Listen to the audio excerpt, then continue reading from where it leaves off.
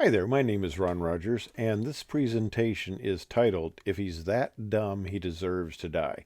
Now, you'll see where this comes into play in just a minute. Now, those who've been following my channel know that I was a instructor, T-37 instructor. I went through pilot training at Vance Air Force Base, and I was a plowback, first assignment IP, FAPE. They kept me at Vance as an instructor. I went through pilot training there, went through the 37, 38, got my wings, and then they said, we're going to keep you as an instructor. So, okay, I'm a brand new instructor. I had dreams of being a fighter pilot right off and stuff like that. That was a dream that was slightly delayed, but anyway. Okay, I'm a brand new guy, 200 hours, blind leading the blind with students, but I'm gathering experience as time goes on. Now, as an ATC instructor, and especially as a FAPE, First Assignment 1, Air Training Command keeps a very tight grip on you as a pilot. And there's the flaming ice cream cone. Anybody who has been in the Air Force is very familiar with that. And the funny thing is, we would get check rides very, very often.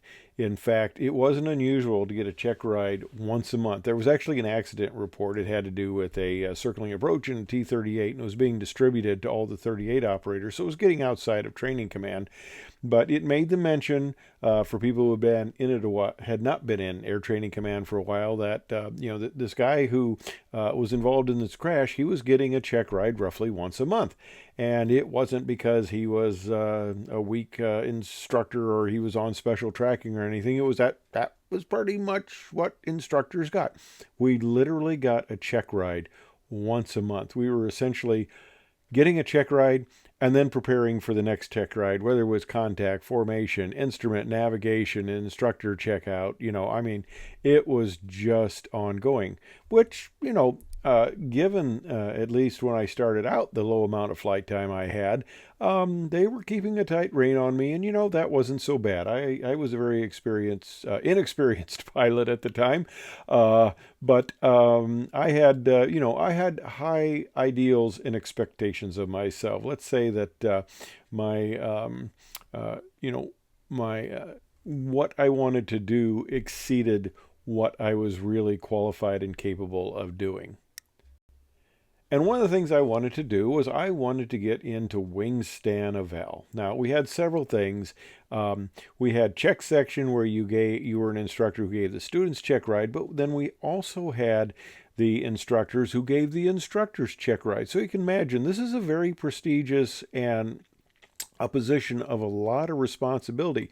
And anybody in this position, you would be giving check rides to not only very inexperienced pilots, but also very experienced pilots. And you needed a lot of credibility. You needed a lot of respect among the pilot group. And we had a lot of people as instructors that were coming back off like Vietnam tours. So we had combat experienced individuals who were excellent pilots and who had been through a lot, and they were coming into this. So essentially, to be in wing StanOL at the time at Vance Air Force Base in the early to mid 70s, there were a lot of really qualified people, and to take a plowback, a new guy, really wasn't going to happen. I think they may have taken one guy in that whole time, and in all of our opinion, he was well deserving and well respected. Not the guy I'm going to talk about here in just a second, but they brought this guy on, and he did okay. But that was kind of the exception, and for me to think they were going to bring me into StanOL was probably a little too much ego on my part. As even though I'd had a couple years as an instructor and 1,000 hours of instructor time in the tweet, was still kind of reaching a little too far. But on the right side there, to be in StanOL, you have to have a personality, and the award they gave me when I left there was the north end of a south going horse. And the sergeant who presented that to me said, well, I said, why a horse's posterior? And he says, well, that's kind of what you have to be in this job.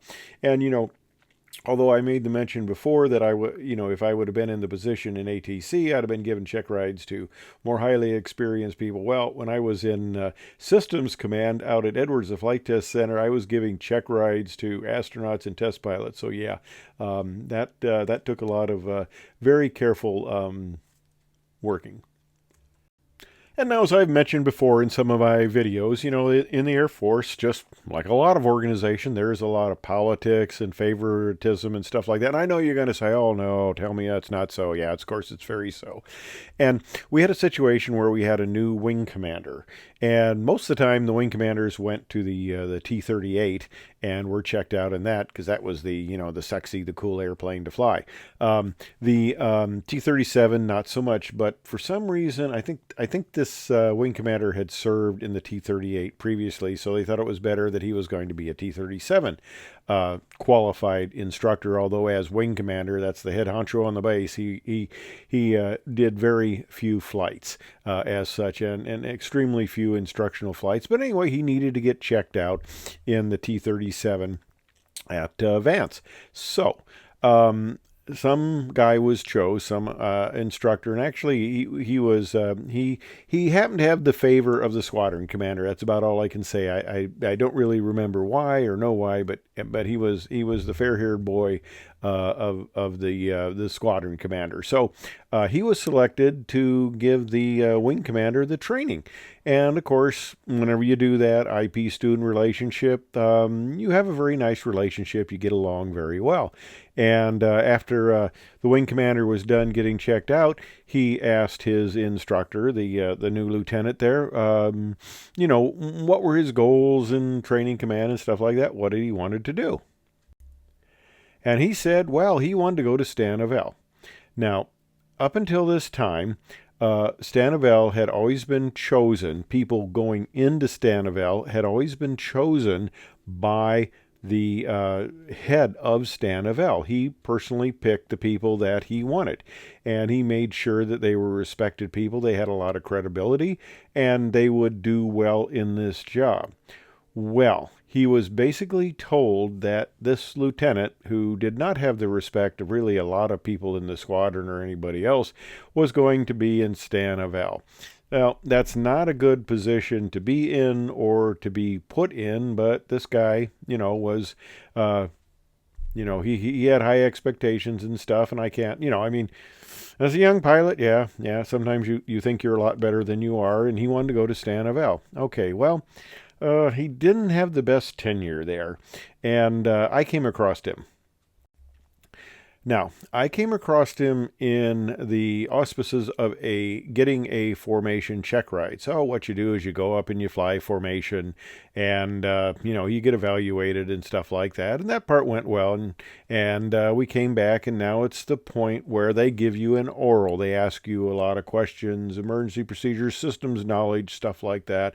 What three things are 1750 in the T-37, which is hydraulic pressure when it's in bypass, the number of radio channels, and the minimum pressure in the blowdown bottle, I think. That's been 45 years ago, and I didn't look it up before I said it. So hopefully that's correct, and I'm sure if it's not, somebody will correct that. But anyway, here's the situation, okay, after we get done with the flight. He says, okay, you're lead of a two-ship, T-37 two-ship here, and you're going out there and you're taking off, and you're going down the runway, and just as you break down, just as you break ground and get the gear up, you have a dual-engine flameout. So I said, am I above 100 feet?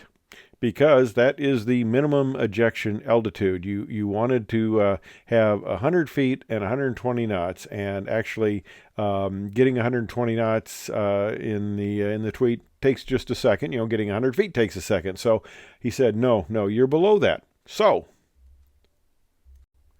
I went through the bold-faced procedure of, I said, glide 100 knots minimum, gear down, throttles cut off. And I landed straight ahead, and off the end of the runway there, both directions. There was a lot of open field, so it wasn't going to be much of a deal. And I said I'd land straight ahead. And he looks at me and says, well, what else? And I go, well, when the aircraft will come to a stop, I'd do emergency egress and, things like that. And he goes, no, no, no, no, no. So he says, what about your wingman? And I go, what do you mean, what about my wingman? And he says, well, you need to tell him to break out. And I go, why? He says, well, what if he tries to pull power and go down with you? I said, well, first of all, if I lose both engines right on takeoff there, he is going to be by me like a shot. If he tries to pull power and go down with me after he's already passed me, I said, if he's that stupid, he deserves to die. And after I made that comment about if he's that stupid, he deserves to die, I could hear a laughter at the one over, pretty good laughter at the next over cubicle. And it happened to be the captain in charge of StanOL having a pretty good laugh over that one, because obviously it was a pretty stupid question. And this is what happens when you don't have really a lot of experience. You sometimes ask questions that just aren't that relevant.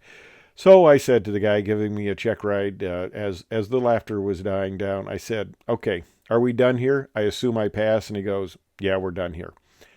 That was my story of interesting situation where I had a person that was in a position they weren't really qualified, which was kind of a lesson to me too, because I could have easily put myself in that position. But anyway, that's my story and I'm sticking to it. I hope you enjoyed listening. Thanks for watching.